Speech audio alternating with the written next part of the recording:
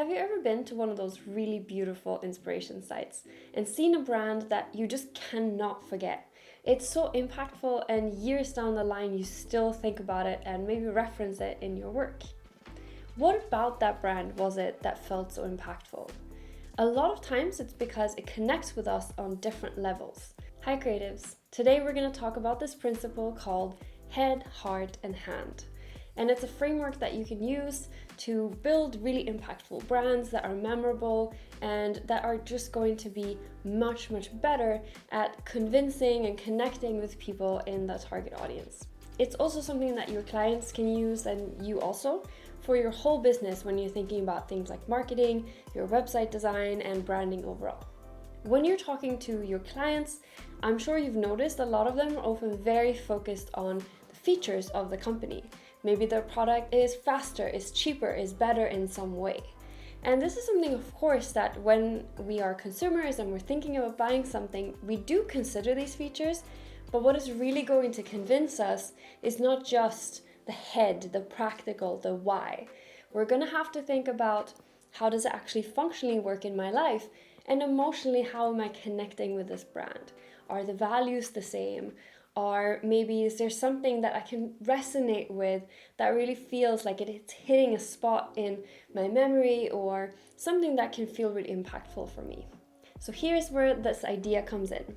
Basically, when you're creating a brand or any type of messaging, if we're only focusing on either the head, meaning the logical side, the hand, meaning the practical, the applications, or only on the emotional, the heart, we're not really getting to convince people or able to convey all of the benefits or how we are different. So whenever we're creating something, we'll always want to focus on at least 2, but ideally 3. So first I'll just give you a practical example, and then we can have a look at how to implement this in a brand or a website. So when we're going to apply this to a company, the first thing we want to do is to make sure we're actually starting with how this ties into the mission and the values and the core of the business. Anything that we're doing, as you know, when we're doing branding, if we're just kind of slapping on a sticker saying this is great, it's not going to work if it's not connected to the actual business and the practices.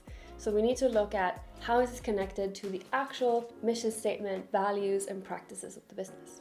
So let's say you're creating a brand for an inclusive skincare line. Here, the first thing we want to do is to try to just do kind of like a word cloud or association exercise. So basically, for the 3 different categories, for the head, the hand, and the heart, we want to try to write down some different words. So for this inclusive skincare line, the head, the logical benefits, might be something like you're getting healthier skin, you're getting a good price, things like that that feel logical and are clear benefits of the product. For the hand, we're looking at practical things. So maybe something like it's really easy to apply, it's a customizable experience where you're customizing it to your skin type, for example. And then lastly, for the heart, this is much more where we're connecting with the customer.